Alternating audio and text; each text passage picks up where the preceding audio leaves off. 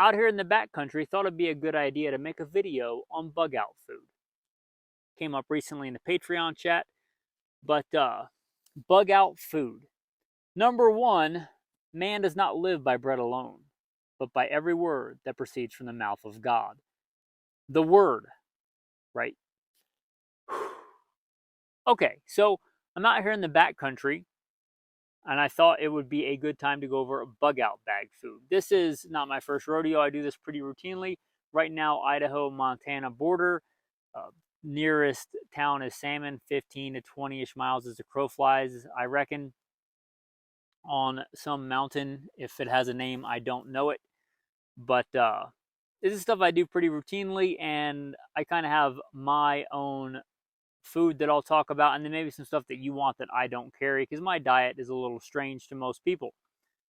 However, let's get started. Number one, water. This is a titanium water pot, which is pretty handy. Titanium, it's lightweight. It's a water bottle, but also it's a pot so I can cook in it. That is some delicious creek water from the creek you may be able to hear down there. So some kind of good container to carry water in, hopefully also cook in. I recommend a good metal container that you can cook in. So there is that. Another big one, sardines, especially in oil. So sardines in oil is important. I like to hunt and fish and forage, although I'm not a resident of this state anymore. I used to be, just kind of hiking around to get in shape for Alaska. And the magistrates require a lot of money to hunt the game around here. So I'm not hunting, so I'm bringing my own protein in for now. Maybe you call that glamping, I don't know. But even if I was going after wild game, sardines and oil is important, especially for wild game. It tends to be pretty lean. Your body needs fat. So fat is important. This is in oil, plus it's more calories. Plus, I've been, I don't know how many hours out in the sun in the dry, hot weather, and my lips are starting to crack and peel. Maybe you can see it. And I don't use chapstick, right? That's a slippery slope. You start using chapstick before you know it, you're a full-blown metrosexual. So I stay away from that.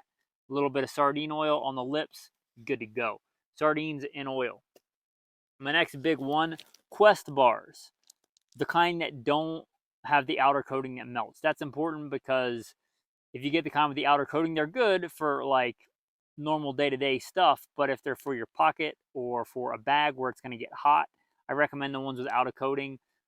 Cookies and cream, cookie dough, those flavors. There are a lot of flavors, but I eat Quest bars quite a bit. This is a keto bar. I'm not going to recommend it. I haven't tried it yet. I just brought it out as kind of a special treat.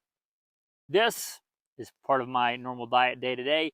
Not necessarily this brand, but 100% cocoa. This is 100% cocoa powder. I like it. It's healthy. It's got fat. It's got fiber, good stuff, antioxidants. I will generally mix it with some kind of oil or water. For the backcountry, I mixed it with coconut oil for the calories and the fat.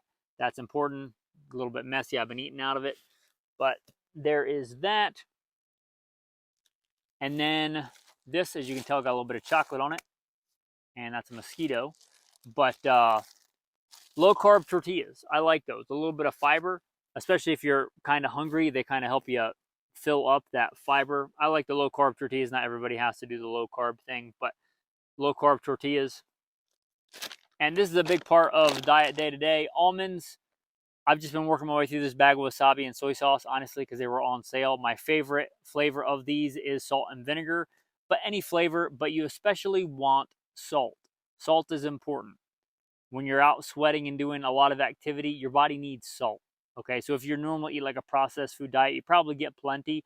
But when you're out here and this kind of stuff, salt is a precious commodity. So some kind of salted almond, cashew, whatever it is that you like. Really calorie dense, good fat, good protein. It's a good food. It lasts a really long time. I don't know how long I've been working on this bag, but and they're easy to eat. So you got that. Also in here, I'm not going to take it out, but I have a container of salt. Also in there, I carry multivitamins and antibiotics. And so there's that in there, but I carry extra salt because salt is that important. So those are some bug out bag food options. Now, I've been doing keto long before I heard keto as a buzzword. Maybe it existed, but long before I heard about it, I pretty much stick to fat and protein, and like good quality fiber. But if you don't do that, some other things you might want to consider are, let's see, Triscuits, things like that. The original bug out food would be matzah, like from the original Exodus. So matzah.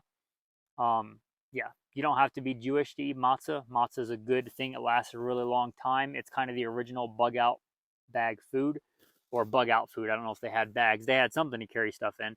But matzah, but any kind of dry cracker like that, whether it be a new version of Triscuit, a wheat thin, um, cheese it, anything like that. If you normally eat like carbs and grain, that's a good thing to have in there. Uh, Ramen noodles. Ramen noodles are really good. You don't have to actually cook them. If you have a pot like that, you can throw them in there and just let them sit as you're hiking. Throw the salt in there and you can just eat them. They don't actually have to be cooked. They'll soften up over time. Also, you can just crack them, eat them like a big cracker. You can take the seasoning packet, dump it on there, and eat them. Again, I don't normally eat that stuff, but they're lightweight. They take up a little bit of space, but they're a lightweight option. They last a long time. They're super cheap. But there's some commonality here. Okay, so number one, I like stuff that I don't really have to prepare, right? I'm not out here glamping, as much as I joked about that earlier, but I'm not out here glamping, right? I'm not with my little propane stove. I'll probably build a fire tonight to keep the mosquitoes away, but I'm not out here, with my pinky up drinking soy lattes and making a little meal. That's not really important to me. It's calories.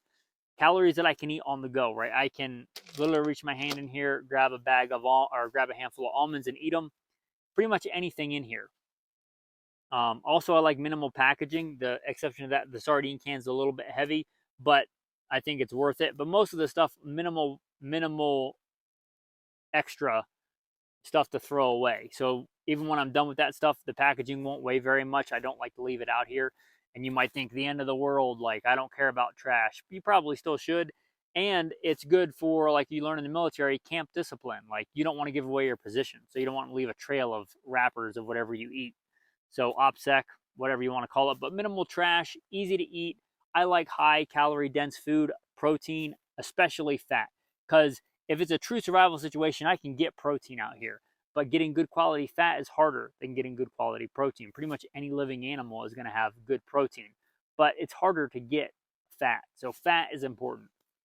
Um, that's pretty much it. That's the bug out bag of food, and that pretty much is what it normally is. And again, this is not my first rodeo. I do this pretty regularly. And I guess Alexander Hamilton is getting up. So come here. Come. Chill. Chill. Good boy, chill. I guess that will be the end of the video. Thanks and have a blessed day.